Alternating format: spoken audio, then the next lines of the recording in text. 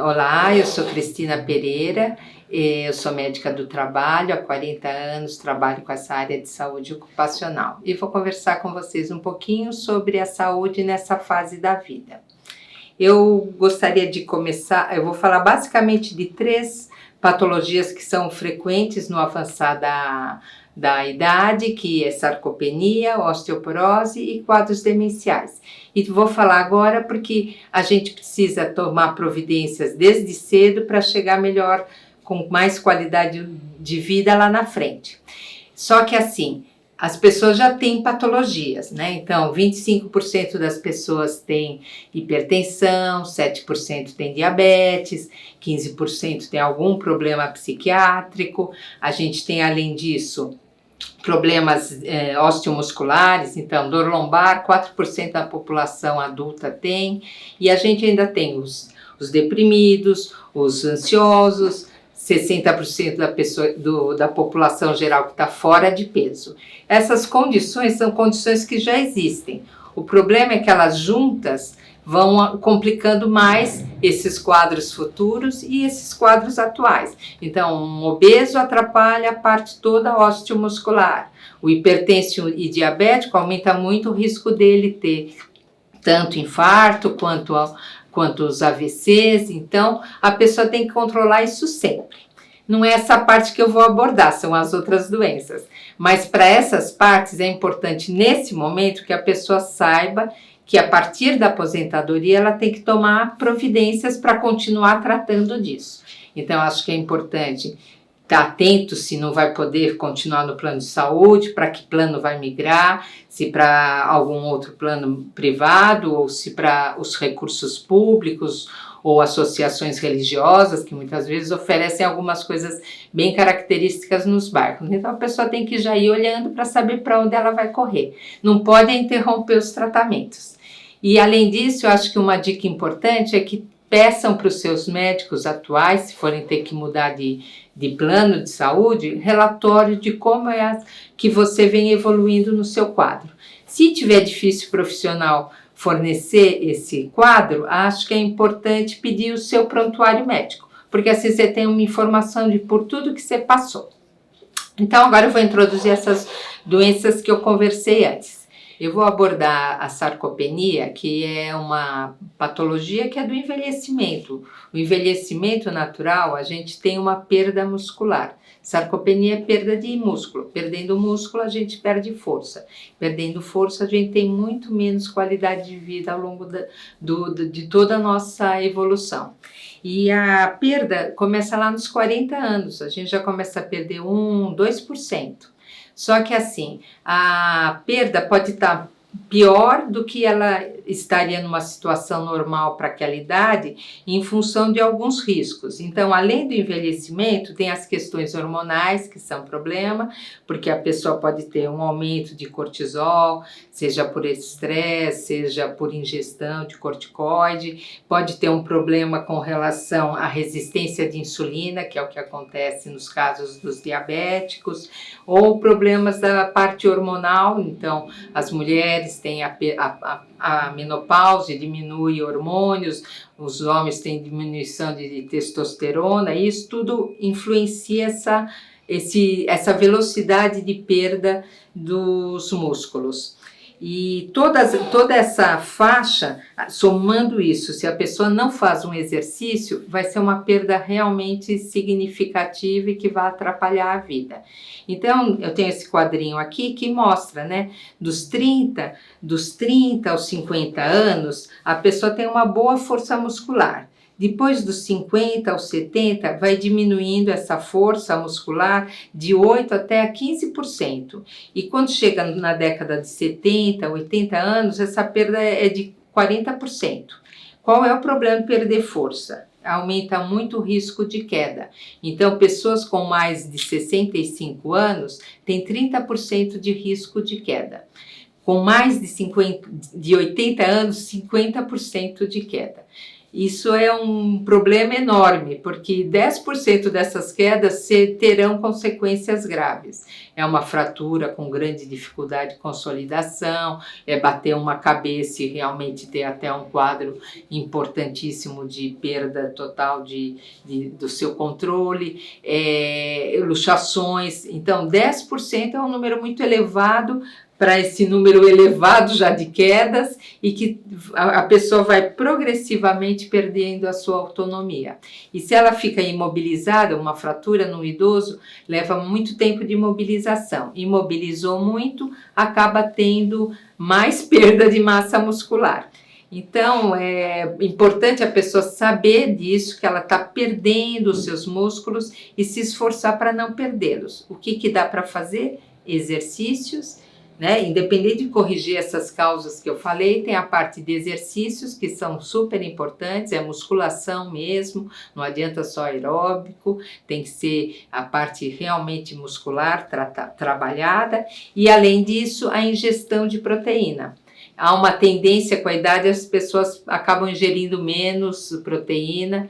Com as modas de vegano e vegetariano, também tem muita gente ingerindo menos proteína, porque nessas condições é muito mais difícil você manter a condição da ingestão correta de proteína, e a gente precisa de 1 grama de proteína por quilo, não é nem muito, mas precisa disso todo dia, que é para diminuir essa perda. Então, esse é um quadro muito importante que as pessoas têm que pensar agora, para não chegar lá na frente com muito pouco músculo. Eu vou mostrar uma tabelinha para vocês, que é um screening para saber acerca da sarcopenia. Esse quadro foi formulado pela Universidade da Austrália, aceito no mundo todo, e ele foi trazido para os nossos padrões, que cada país dá uma adaptada. E ele é um bom jeito da pessoa saber se ela está numa fase em que ela está realmente perdendo a massa óssea. Então, por exemplo, a gente tem a questão da força, da ajuda para caminhar, o levantar de uma cadeira, o subir numa escada e as quedas em si. E aí eles são pontuados conforme a dificuldade maior ou menor. Tem alguma dificuldade, não tem nada, tem um pouquinho, tem muita, consegue, não nem consegue, e a quantificação das quedas. E aí, somando esses pontos, que vocês podem ir aí somando, vocês acabam vendo o que dá uma pontuação. Se essa pontuação ficar entre 0 e 5, é um quadro normal do envelhecimento, nada demais, periodicamente refaça esse teste. Se der entre 5 e 10, é sinal de que já tem alguma coisa significativa de perda de massa muscular. Então, merece estar procurando um profissional de saúde para poder avaliar se tem algum daqueles fatores a mais ou se está só no envelhecimento, e caprichar nos exercícios. Eu agora vou passar para a questão da osteopenia e osteoporose. A osteopenia é a perda de massa óssea, assim como a gente estava falando da perda da massa muscular, aqui é a parte da perda da massa óssea. E a osteoporose é quando essa perda já foi tão significativa que dá uma fragilidade no osso, né? E assim, é uma situação muito importante, porque no mundo todo, pessoas acima de 50 anos, as mulheres têm entre 37% e 50% de osteopenia, e osteoporose, que já é o dano mesmo, 13% a 18%. Os homens têm uma osteopenia parecida, entre 28% e 47%, mas a osteoporose é bem menor, é de 3% a 6%. Isso é no mundo. A gente tem uma correção para a América do Sul que mostra que a osteoporose nos maiores de 50 anos é uma mulher a cada 4 e um homem a cada 8. É uma coisa bastante significativa, um país que tem sol, né? Porque a gente precisa de sol para ter osso em ordem, e mesmo assim a gente tem índices bem elevados. E as causas da osteopenia, osteoporose, acaba passando pelo abuso de álcool, pelo fumo, uso de corticoides, falta da vitamina D, menopausa precoce para as mulheres e baixo índice de massa corpórea. Os muito magrinhos têm mais osteopenia e osteoporose. porque tem menos solicitação também dos músculos e dos músculos dos ossos, né? Porque a gente usa o músculo para mobilizar o osso e o osso vai depositando mais quanto mais você se movimenta. O processo é esse. E a recomendação é que as pessoas façam uma dosagem de vitamina D em algum momento da vida e periodicamente, dependendo desse resultado. E porque é um jeito de se corrigir. A ingestão alimentar de vitamina D é difícil, então muitas vezes se trabalha com suplementação mesmo, né? E a questão não só de tomar a vitamina D, mas a gente também precisa um pouquinho de exposição a sol para ter uma melhor absorção de todo o processo de deposição de cálcio nos ossos. E a outra coisa é a densitometria. As mulheres, em geral, já têm um pouco mais de hábito de fazer isso depois dos 50, exatamente porque a menopausa é uma causa de perda de massa óssea. Então, normalmente, hoje os ginecologistas já têm o hábito de solicitar isso. Mas toda mulher deve, acima dos 50, fazer a densitometria e os homens acima dos 70, porque eles têm um risco menor para a osteoporose. Solução para isso, além de fazer essas dosagens e essas recomendações, é fazer exercício, né? O exercício também ajuda a manter um pouquinho mais. Agora eu vou entrar num assunto que é o de demências, que é um assunto que hoje a gente está vivenciando muito mais, porque a população está envelhecendo, então se você tem idosos, você vai ter dementes, né? A gente sabe que depois dos 90, a incidência dos quadros demenciais é muito elevada, não tem como fugir praticamente disso. E o que a gente pode então estar fazendo, e por isso eu trouxe como um alerta, é hoje vivendo o melhor possível para chegar lá na frente ou retardar o máximo possível o quadro demencial. Os quadros demenciais, eles têm vários motivos, né? Não é só o Alzheimer que todo mundo fala, com razão, porque 60%, 70% é Alzheimer. Então, por isso que as pessoas têm essa ideia de demência ser Alzheimer.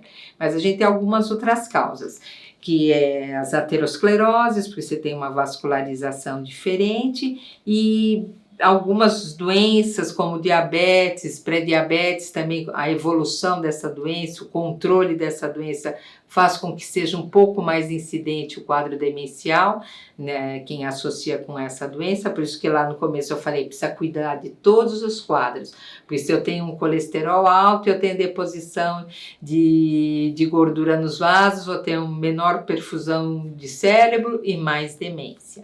Sabe-se hoje que, por exemplo, nesse caso que eu citei do colesterol, se as pessoas que têm colesterol elevado e tratam com estatina, tem 15% menos demência, comparado com o grupo igual. Então, é uma coisa que é bastante importante você estar sempre com todas as suas patologias bem controladas, né? E assim, com relação às causas genéticas, tem um componente genético, e a gente percebe que quanto mais cedo começa o quadro demencial, mais associado está a genética. Isso serve de alerta para os descendentes dessas pessoas com demência, né? E por que eu falo tanto que agora você tem que tomar providências? Esse é um quadro que começa lá nos 60. Aí ele vai evoluindo, ele evolui por 20, 25 anos até a pessoa ter uma situação de não saber mais da vida deles, né? E a gente poderia até colocar assim como é um quadro progressivo, a gente não tem como bloquear isso. Hoje os medicamentos que existem são extremamente caros e de duvidosa eficácia sobre o quadro. Tem promessas aí para o ano que vem de alguns medicamentos que hoje são usados para diabéticos e que talvez ajudem um pouco a retardar os quadros demenciais. Mas a importância que eu vejo em saber isso, se perceber se está entrando num quadro desses, pedir socorro aos médicos para avaliarem mais se realmente é um quadro de demência ou não, é porque assim, a gente não pode impedir o quadro, mas a gente consegue saber quem vai cuidar da gente depois, né? Então você pode definir como você vai querer viver. Eu vou querer viver num num asilo, mas eu quero um asilo bacaninha, né? Você ter uma reserva que ajude nesse sentido. E eu vou aqui meio falar um pouquinho da questão do envelhecimento e da demência. Então, o envelhecimento normal, você tem perda de memória. Você tem momentos em que você não lembra das coisas, não lembra dos nomes, mas você tem um total domínio da sua vida. Você sabe o que está acontecendo, as suas coisas corriqueiras do dia a dia, você trabalha muito bem, isso não é um problema. Isso é normal, né? Então a pessoa não precisa ficar preocupada porque tem lapsos de memória, coisas temporárias, isso não é problema. Tem uma condição que a gente já chama de transtorno cognitivo leve. Cognitivo é a nossa capacidade de perceber, de entender e de aprender, de guardar as coisas, né? E então a gente tem um quadro que hoje se considera um transtorno leve, que a pessoa tem também a dificuldade de memória, ela queixa que esquece muito o nome de pessoas, principalmente, às vezes alguma coisinha de alguma coisa que ela não lembra ali, isso aqui, como é mesmo o nome disso aqui, mas assim, ela tem um comportamento normal, consegue fazer suas atividades do dia a dia, o que ela às vezes faz é que coloca uma coisa fora do lugar, mas coisa simples, tipo, eu costumo chegar em casa e penduro a chave atrás da porta. Aí eu entro em casa e no lugar por ali eu ponho em cima da mesa. Aí depois você fica procurando, né? Então, ou então você... eu sempre ponho meu telefone antes de dormir na mesinha da esquerda do quarto. Aí eu ponho no outro lugar, deixo na sala. E aí são coisas que saem da rotina e a pessoa se incomoda porque ela fica gastando tempo com aquilo. Mas isso ainda é um transtorno leve, né? E a preocupação é porque desses casos a gente sabe que 25 vão chegar na demência. E o quadro demencial é aquele que começa assim, aí vai evoluindo, além de não saber o nome das pessoas, não sabe o nome das coisas, troca assim, tipo a porta e perto, a casa e a cabra, vai falar uma palavra e fala outra, tá? É como se tivesse um erro, um curto-circuito aqui na cabeça e a pessoa não consegue ter aquele acompanhamento mais correto possível. E aí ela começa a se perder na rua, depois começa a se perder dentro de casa mesmo, aí já não é só pôr num lugar diferente as coisas, põe num lugar esquisito, então guarda o telefone dentro da geladeira, pega os sapatos e vai pôr no armário da comida, e assim vai, né? E essa é uma coisa que é progressiva, né? Vai indo, e cada vez vai ficando pior. Então, tipo, inicialmente, não é nem que ela não saiba que está com vontade de urinar e defecar, mas ela não sabe onde é o banheiro. Então, acontecem acidentes. Depois, ela já não sabe nem mais isso, não sabe nem mais o que é aquilo que ela está sentindo. Então, essa é uma evolução que eu falei lá atrás, de 20 a 25 anos, mas é uma coisa que vai indo progressivo, pode parar um pouquinho mais numa fase, depois dar mais uma andada. Essa é a situação dos quadros demenciais.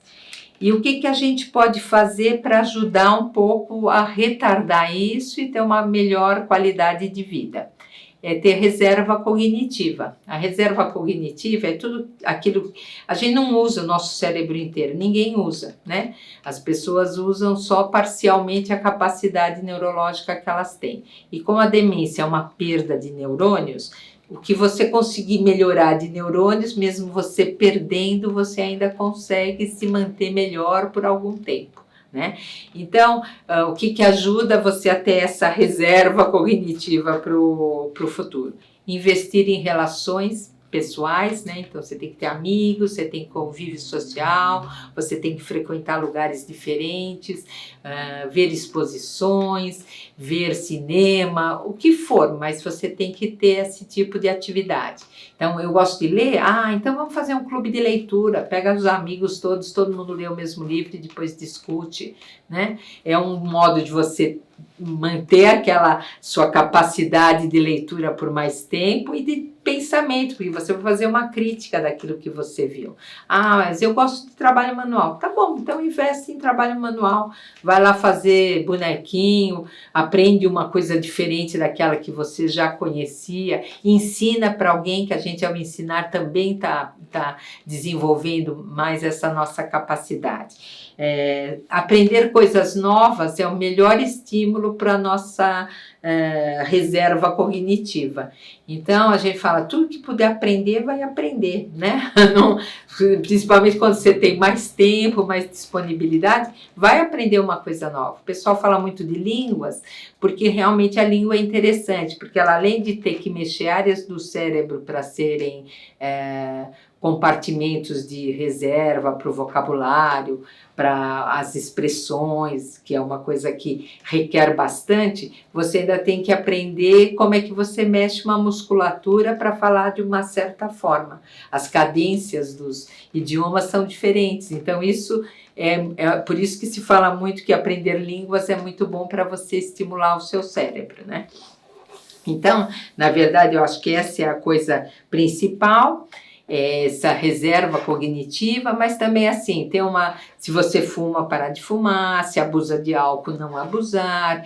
O que é abusar? Abusar é você beber constantemente uma quantia alta, né? Você beber 3 doses na semana, 4 doses na semana, isso não é um abuso, né? Principalmente se elas forem espalhadas, não forem as 4 no mesmo dia. Isso é uma situação que melhora bastante. Então, quando a gente fala não abusar de álcool, é isso, o deixar de fumar, comer o mais natural possível, né? Hoje se fala muito da questão dos alimentos que são processados, industrializados. E controlar todas as doenças que você tem, seja a hipertensão, para não ter perda por causa da parte vascular, seja o diabetes, para também não ter perda neurológica por conta disso, de um colesterol, do que for, controlar tudo o máximo possível.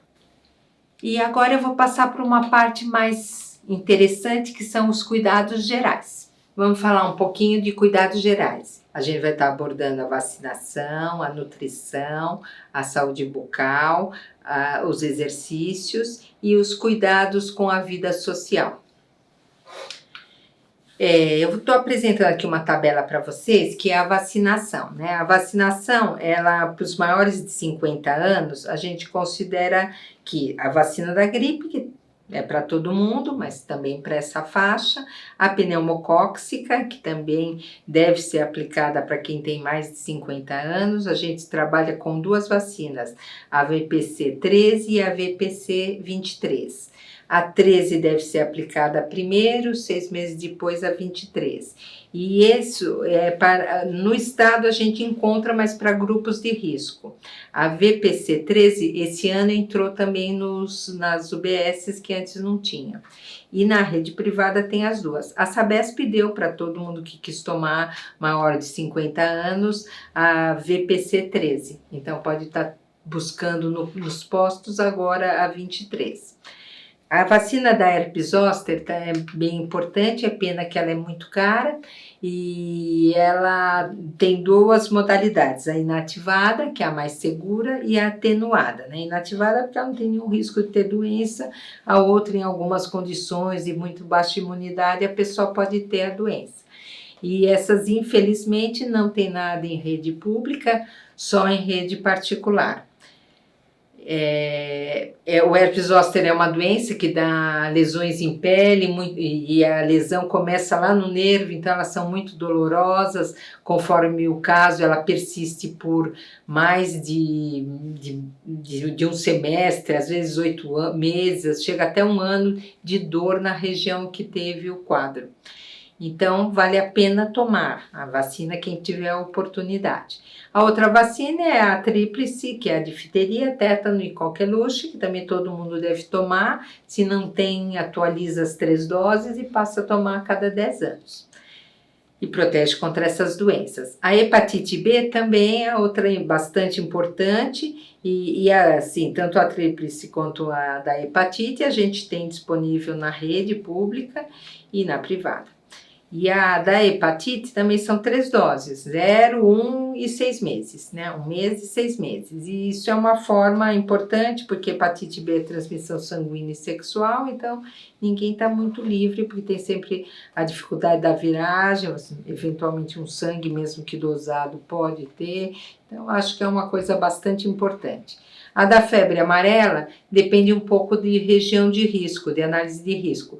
São Paulo, né, o estado de São Paulo, algum tempo atrás foi considerado como área de risco, se recomendou a vacina para todo mundo, e que antes era só na região norte e noroeste de São Paulo, e essa situação ela vai variar, porque a gente sabe que essas doenças variam um pouco com o controle que se tem sobre os agentes. Então, pode ser que em algum momento seja importante a febre amarela ou não. Febre amarela, hoje se considera uma dose, ela é dose única, seria suficiente. Mas como a gente sabe que tem uma falha vacinal, o recomendado são 2 doses, né? Com intervalo, mas são 2 doses, aí fica mais seguro. E se já tomou, mesmo que venha uma situação de risco, não é preciso tomar novamente. Fora isso, ainda tem sarampo, cachumba e rubéola, que normalmente quem tem mais de 50 teve contato com a doença, diferente das gerações mais novas que não. E aí elas adquirirão imunidade dessa forma, né? Pelo contato com a doença, que é uma imunidade para sempre. Mas quem não lembra, não sabe, toma vacina. E fora isso, a Covid, que todo mundo já experimentou, espero que tenham tomado a vacina, e o padrão são as 2 doses básicas e mais os reforços. Eu estou falando mais dos reforços porque a gente não sabe como é que isso vai estar evoluindo, se a gente vai ter que tomar todo ano, semestral, ainda não conseguimos ter esse controle do que vai ser necessário. Aí passando para a questão dos cuidados bucais, por que eu trouxe o tema? Porque assim, com a evolução a gente tem um desgaste dentário, o desgaste dentário leva a um erro de mastigação, isso também diminui a questão da salivação ao longo da vida, a gente também tem uma diminuição, e isso leva a gengivite, né, que é a inflamação da gengiva, e perda dentária. E se perder dente, mastiga pior ainda, e aí vão piorando os problemas digestivos, porque a gente depende disso para ter uma adequada digestão, ter uma adequada mastigação. E aí vai, assim, vai indo, né? É uma escalada negativa. E o que a gente pode fazer para isso? Ter principalmente uma higiene bucal bastante caprichada, ter cuidado com hidratação, ter cuidado com a alimentação, que seja equilibrada, que tenha fruta, que tenha verdura, e principalmente quem tem próteses, porque antes tinha-se mais dificuldade em manter os dentes, acho que as pessoas têm mais próteses do que os jovens de hoje terão, mas assim, é uma coisa que também gera mais desgaste do dente, mais lesões na boca, que não são só a questão dentária, né, mas tem mais risco de lesões na boca, e por isso a gente fala da importância de ter a visita periódica ao dentista.